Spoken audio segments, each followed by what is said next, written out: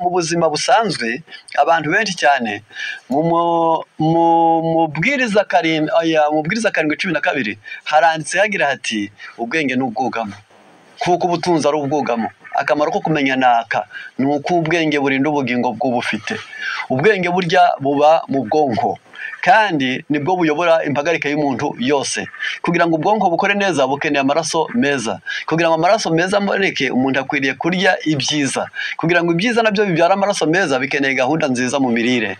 Yarangiza ubwenge bwawe bugomba gukora neza, ariko byanze bikunze niyo wahisemo kwirinda uba wahisemo neza.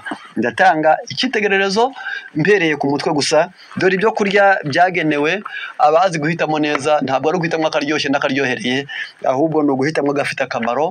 Rero ku bw'ibyo uzirikane neza kugira ngo nibura ubyiteho cyane.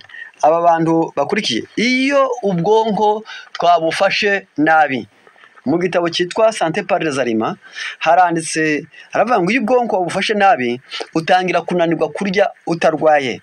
Iyo wabufashe nabi ukunda guhorana umubabaro utagira impamvu. Iyo wabufashe nabi kurya birakugenga. Iyo wabufashe nabi ukunda kuribwa n'umutwe n'akaberetwa. Iyo wabufashe nabi ubwonko bwawe burarondogora, cyangwa se mu mvugo yawe yarangiza igabanuka ry'ubwenge, ubwihebe, ibicuri, byose aba ari ingaruka y'ubwonko bwafashwe nabi. Noneho urananirwa mu bwenge, ubuhanga bwawe bugacogora. Abana bato barakubagana ukabona batazi kuvangura icyo bagomba gukora n'icyo batagomba gukora. Kuryama ntusinzire, yarangiza uburondogozi, indwara zo gususumira, ibyo bita Parkinson, yarangiza kugwara imitsi, kugwara icyepfo kigakunda gupfa cyonyine ubwacyo gusubira mu matako, ibyo bita sclerose en plaques, yarangiza ndetse no guhangayika. Ibyo byose ni ubuzima bw'ubwenge buba butafashwe neza. Bigusaba rero iki? Dore imirire yawe uko izaba ikenewe. Hakenewe ingano nibura zinitse, ukeneye amavuta y'ibihwagari, ukeneye imboga bita leti, avoka ntikagucike, utwitwa noix de cajou ni twiza, amashaza mu muryango ni ingenzi, kurya utwo bita fruit de passion nutwo benshi bita za marakuja, abandi bita ubutunda, yarangiza ubuki bwiza bw'ikinyagu. Ibyo byose iyo umuntu abiriye aba ari gufasha ubwonko gukora neza. Noneho abasabwa no kugira ibyo yibuza ni ikahwa, ni icyayi, ni utuntu twinshi cyane turi alcoolize, ndetse n'isukari y'umweru, icyo bita sucre blanc, yarangiza ni isukari yo mu nganda. Iyo ushaka gufata ubwonko bwawe neza hariho ibyo wiha n'ibyo wibuza. Rero icyo gihe uba uhisemo neza, uvuga uti rero igishoro mfite ku isi n'ubwenge, kandi ubwenge ngomba kubufata neza kuruta kuko nabwo ari ubutunzi, ariko ngomba kugira icyo mbuha. Imodoka nzima bayiha essence, bakayishyiramo amavuta, amapine akaba mazima. Mbese uko umuntu agenzura kandi gakoresho kose ko mu nzu ngo katabura, ni nako mu buzima bwawe utazigera ubura kugenzura icyafasha neza ubwenge bwawe. Ubwenge bwawe burakenewe kandi ugomba kubufata neza. Nicyo gishoro ufite ku isi, nibwo bubyara ishema, nibwo bwatuma wogera. Ushatse gukomera nibwo bwagukomeza, ushatse kugira akamaro nibwo bwabiguha, ushatse kuba muzima bwakuyobora. Niyo mpamvu mu ntambwe iheruka ya 7 harimo no kwemera kwirinda.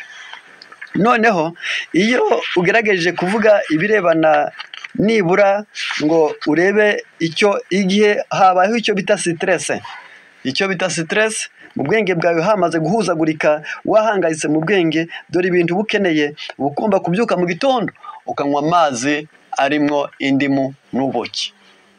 Wajya ku kazi ukarya amaronji 2.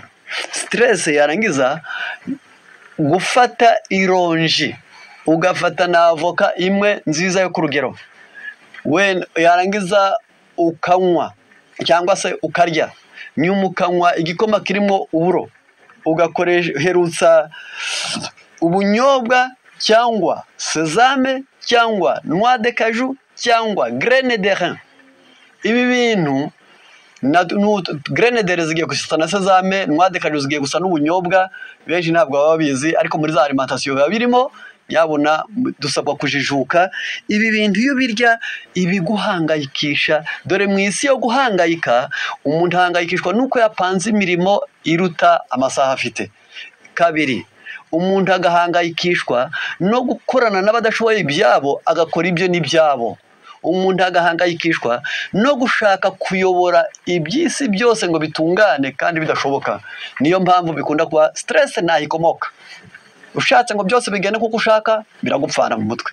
Wakorana n'umuntu unanirwa ibye ugakora ibye n'ibyawe, ugakora ibyawe n'ibye, yarangiza nabyo bikakunaniza. Iyo upanze imirimo iruta amasaha nabyo birakunaniza. Noneho guhitamo neza ni ugutwerera ubwenge imbaraga zituma bishobora inshingano zabwo.